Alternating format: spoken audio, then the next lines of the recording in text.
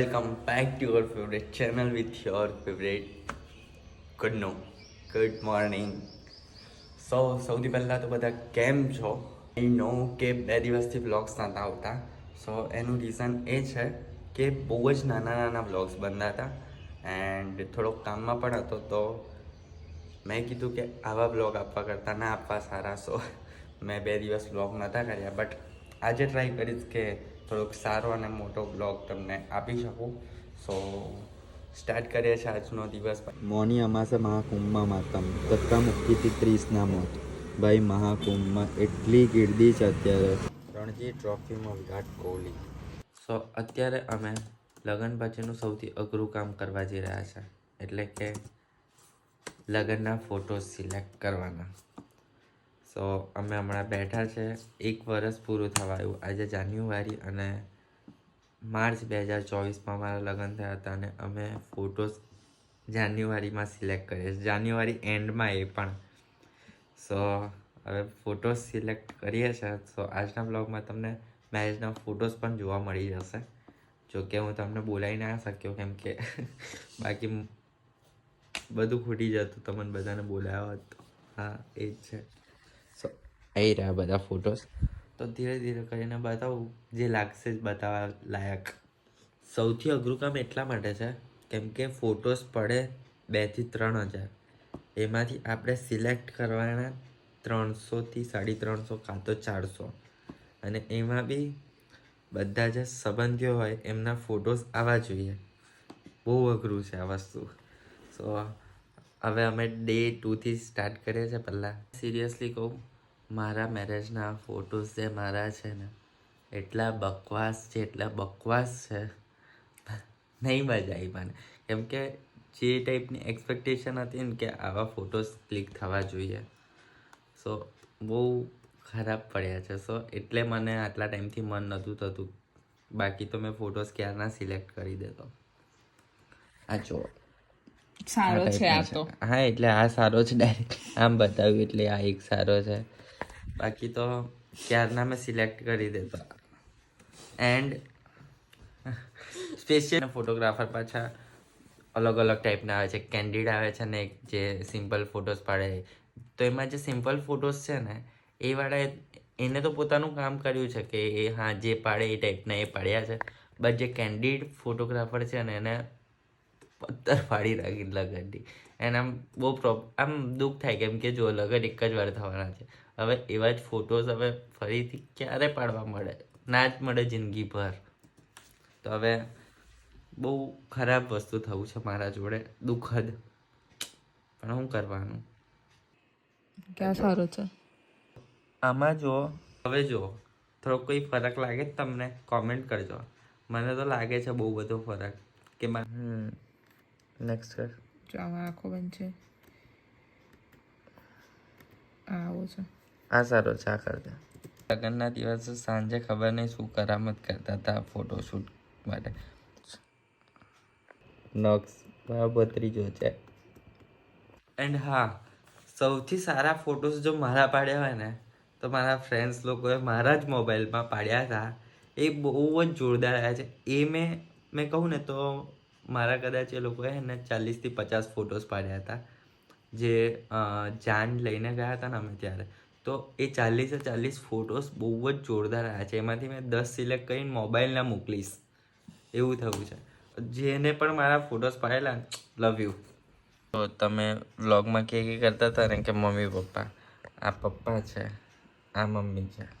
તમે લોકો બધા એવી પણ કોમેન્ટ કરો છો કે સાસરીમાં જઈને વ્લોગ બનાય. સાસરીમાં વ્લોગ બનાવાય ને. હા, તો ફાલ્ગુની જશે ને તો ફાલ્ગુની બનાવશે. હા, તમને બનાવવા કીધું તારે છે. બનાવ. જેમ તમે મારી સાસરીમાં વ્લોગ બનાવો છો, એમ તમે તમારી સાસરીમાં વ્લોગ બનાવો. અને તમારું ફેવરેટ સોંગ ગાજો તો અહીંયા જઈને, મૈયરમાં મનડું નથી લાગતું. એટલે સાસરીમાં આવી ગયો. અમે જઈશું ને હવે જ્યારે, ત્યારે હે ને ફાલ્ગુની ઇન્ટ્રોડક્શન આપશે. કોનું? મમ્મી પપ્પાનું. એન્ડ હા, ફાલ્ગુનીના ત્યાંનો આલ્બમ છે ને એ આવી ગયો છે. તો જ્યારે ફાલ્ગુની લઈને આવું એટલે મારે જ લેવા જવાનો છે. તો એ પણ વ્લોગમાં દેખવા મળી જશે. મારો તો આલ્બમ ખબર નહીં ક્યારે આવશે. જો ભાઈ લગનમાં આપણે આવા લાગતા હતા. કોમેન્ટ કરજો કેવો લાગુ છું. એકદમ બાજીરાવ મસ્તાની જેવો લાગુ છું ને.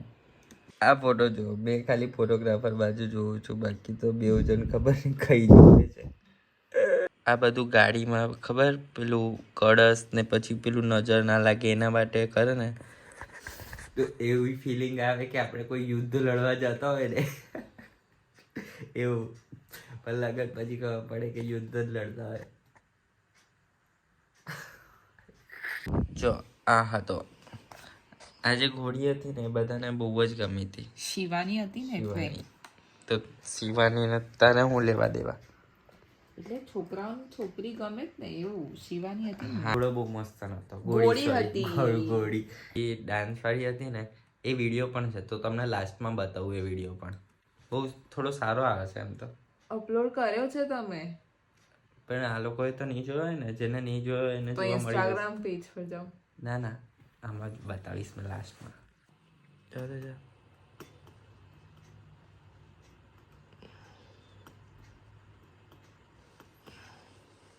सबसे ज्यादा नाचने वाला लड़का. મારા મેરેજમાં હે ને, મેં મારા બધા ફ્રેન્ડ્સને,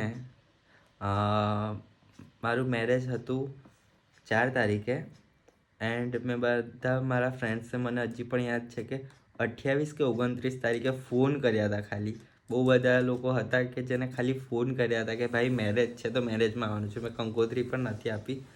તો ખાલી મારા કહેવા પર બધા જ આવ્યા હતા. એવું પણ નહોતું કે એક ફ્રેન્ડ મારા મેરેજમાં આવ્યો હતો. તો થેન્ક યુ જે લોકો પણ આવ્યા હતા. આમ ખાલી એવી રીતના પણ નહીં, મેં ખાલી આમ ફોન કરું છું, ભાઈ 29 તારીખે મેરેજ છે, કંકોત્રી વોટ્સઅપ કરી છે તો આવી જશે. અને બધા જ આવ્યા હતા. એવું પણ નહીં કે ખાલી ડીજેમાં આવ્યા હતા. મેરેજના દિવસે મેરેજમાં પણ આવ્યા હતા. તો જે લોકો પણ આવ્યા હતા એનો થેન્ક યુ, લવ યુ. વગાડી ના દે.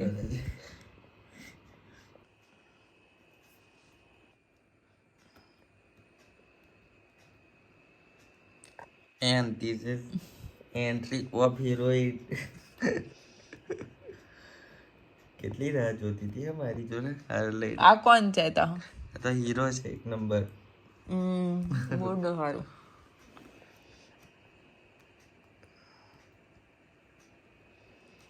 સ્ટોરી કહું, જ્યારે અમે એકબીજાને હાર પહેરાવાનો હોય ને તો અમને બેવને ઉપર કર્યા હતા. તો મારા ભાઈબંધ લોકોએ મને ઉપર કર્યા અને આના મામા હતા ને, ફુવાએ આને ઉપર કરી. તો બે મસ્ત ઉપર હતો. આનાથી પહોંચવાનો જ નહોતો એટલું હાર. તો થયું શું ખબર, નીચે બાજટ અને પેલું જડસ અને બાજટ નીચે હતું. તો રાજુ જે છે ને, નહીં એમાં લગભગ એવું હોય કે પેલું કોડિયા જેવું મૂકે, એને વરરાજાએ પગ મૂકીને તોડીને પછી અંદર આવે. તો એ કંઈક મૂકેલું હતું કેવું, તો ઓલરેડી એ તો પછી બી તોડવાનું જ હતું. પણ રાજુભાઈ ને કે પહેલા તૂટી ના જાય. કળશ લેવા મને ઊંચો કર્યો છે, ભાઈ નીચે ઉતારવો પડશે. તો મને નીચે ઉતારી દીધો અને પેલું સરખું કરે છે, તો એ મને હાર પહેરાવી દીધો. તો એ વખતનો જે હારનો ફોટો આવે ને એ પણ પ્રોપર નહીં આવ્યો. રાજુના ભરોસે કઈ ના કરે, બાકી તો સીધ થઈ જાય આપણો. એટલે કામ કર લે, બાકી તો પણ આવા ટાઈમે અઘરા સીન કરી દે. આવો સીન થઈ ગયો હતો. બોલો.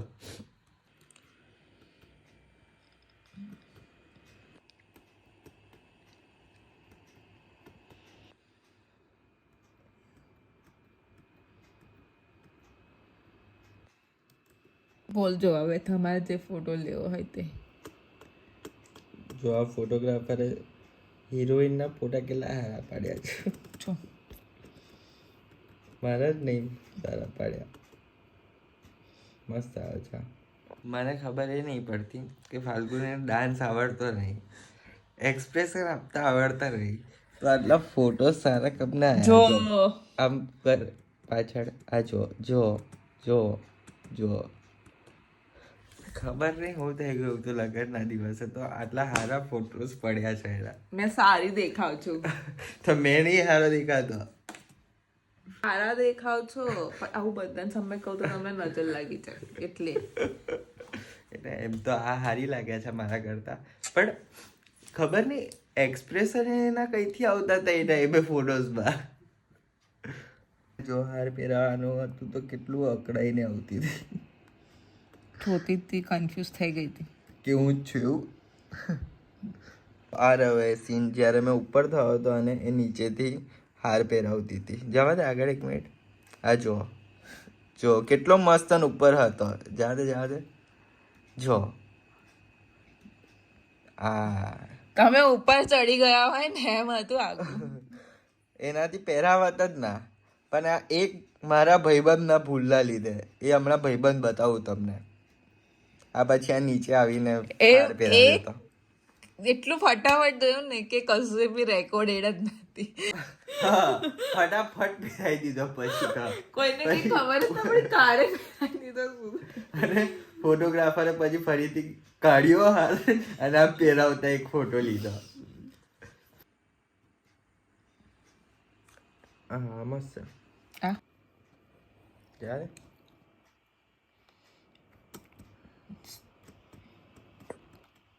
નકશો સાથે બી છે ને અહીંયા. સૌથી ખરાબ વસ્તુ મારા મેરેજમાં એ થઈ હતી કે જે મારું પહેરવાનું આવે ને જે શેરવાની એ મેં અહીંયાથી ત્યાં જતા સુધી વ્હાઈટ રાખવાની હતી અને એક બીજી આ જે છે આ ટાઈપની હતી. તો આ બંનેમાં મેં નીચે છે ને અનારકલી ટાઈપનું મેં તમને બતાવું. આખો ફોટો ખોલ. હા સારું છે. 1 મિનિટ. આ રહ્યો. આ જે નીચે આવે ને અનારકલી ટાઈપનું પહેરવાનું તો એ મારી બંનેમાં ખોવાઈ ગઈ હતી. મેં અહીંયાથી જ્યારે નીકળવાનું હતું ઘરેથી ત્યારે પણ મળતી નથી. મેં ખાલી ઉપરનું પહેર્યું છે, નીચે આખું ખાલી. એવી રીતે મેં તૈયાર થયો છું આખું. પછી એ બધું મળી ગયું તો મેં કીધું કે ચલ શાંતિ. પછી ત્યાં ગયા તો ત્યાં પણ મેં પેલું જે અનારકલીવાળું નીચેનું ફ્રોક ટાઈપ આવે ને એ ત્યાં પણ ખોવાઈ ગયું. તો ત્યાંથી ફરીથી ઘરે આવ્યા, ઘરેથી મળ્યું, ફરીથી લઈને ગયા ને પહેર્યું હતું. તો એમાં ને એમાં બહુ જ લેટ થયું હતું એ શોધવામાં અનારકલીવાળું. આ જો મેરેજમાં આ ટાઈપના આઉટફિટ્સ પહેર્યા હતા. પણ બધા એવું કહેતા હતા કે તારા પર જે પેલા વ્હાઈટ વાળું હતું ને એ સૂટ થતું હતું. તને કયું વધારે સારું લાગ્યું? મને પણ બંને ગમ્યા હતા. કેમ કે આ જે કલર કોમ્બિનેશન હતું ને રામા કલરનું એ કોઈએ હજી સુધી ટ્રાય નહોતું કર્યું એટલે મને આ વસ્તુ કરવું હતું. એન્ડ ચોઈસ આ વખતે આની હતી રામા કલરવાળું. બાકી મેં તો વ્હાઈટવાળું પહેરવાનો હતો. મરૂન પહેરવાના હતા. હા મરૂન સોરી. બટ આ થોડુંક યુનિક લાગ્યું અમને. બેના જે કપલ ફોટોઝ હતા ને એમાં બહુ જ અમને ટાઈમ ઓછો મળ્યો હતો. બહુ જ ઓછો ટાઈમ મળ્યો હતો. સો એ પણ એટલા બધા સારા નહીં. પણ એમાં જે મારે એક પોઝ જોતો હતો ને જે કિયારા અડવાણીને સિદ્ધાર્થે પોઝ આપ્યો હતો એમના મેરેજમાં જે પગે લાગતો છે. સો એવો મારે પડાવો હતો. તો એ મેં કીધું હતું કે ડાયરેક્ટ ફોટોગ્રાફરે લઈ લીધો હતો. ફોટોગ્રાફરે કીધું તો એ આવી જ ગયો હતો ને એ મને જેવો જોતો હતો ને એવો જ મળ્યો. તો એ મને એ વાતની ખુશી છે કે જેવો મને ફોટો જોતો હતો ને મેરેજ પછી પોસ્ટ કરવા માટે તો એવો પડી ગયો હતો. એન્ડ એ હજી પણ જોવા મળી જશે તમને મારી પ્રોફાઇલમાં. જીવનસાથી કરીને લખેલું છે. એ ફેવરેટ ફોટો છે. જો આ જે ફોટો છે મેં તમને કીધું તો આ લગ્નનો સૌથી સારો ફોટો છે.